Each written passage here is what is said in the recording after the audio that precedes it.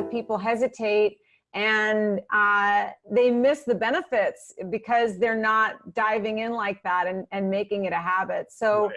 in the early days when you were making it a habit, do you recall the challenges around that? Do you recall the moments that it became clearer? Was it immediate, the rewards you were getting? Talk a little bit about that initial phase of, you know, just getting into it. Can you remember the early results? What you noticed first? Yeah, really tangible. The tangible thing I can tell you at work, because I had a reputation for being Jeff's great when you can get him on the phone, right? Or Kirsch, they call me Kirsch because we had 5 different Jeffs.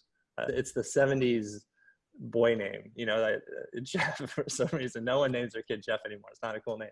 But because we had 5 different Jeffs, I became Kirsch, which is short for Kirschenbaum. They would say Kirsch is great when you get him on the phone, but to get him on the phone's hard. So the reality was I probably carried about 60 to 80 unreturned calls at any point on my call sheet. And I would, in my day, I'd come back from between meetings, I'd be like, okay, I'm going to try to do 10 calls. I do 10 calls. And then, but I was always like, that call, I can never get it down.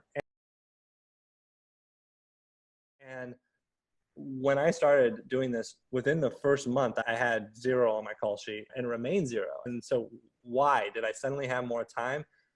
No, I didn't have more time. I was just more effective with my time. Shinzen had gave me some tools on my phone sheet, which was, there was a lot of calls I would get where I wouldn't have necessarily an answer. And so I would say, call back. And I'd have fear. I'm not ready to deal with that. And when I started mindfulness, I would just note that fear. I'm going to deal with every call as it comes in, whether I have an answer or not. If I don't have an answer, I'm going to let them know I don't have an answer. Then once I got on the call, I was telling myself, okay, once I get the answer and get off, right? Because so I was I would say just very present once I was on the call. So a real tangible, it's not a big thing or a small thing. It's just a tangible thing. I was able to take this thing that had been a constant problem for 15 years in this job, and within a month it was off the table. All that kind of anxiety that came with that was off the table. So now my phone sheet's 0.